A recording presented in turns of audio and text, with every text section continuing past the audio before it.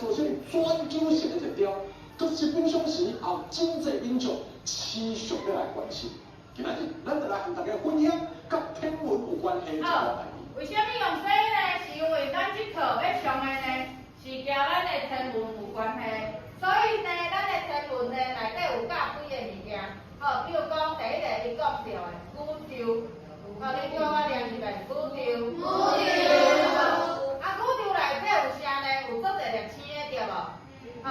那咱住的所在呢是一个上西，是上西是一个敢若银河系所在的一个。毋过伫即个宇宙内底呢，毋是干那一个星尔，有足侪样样无共款的星系。咱所住的所在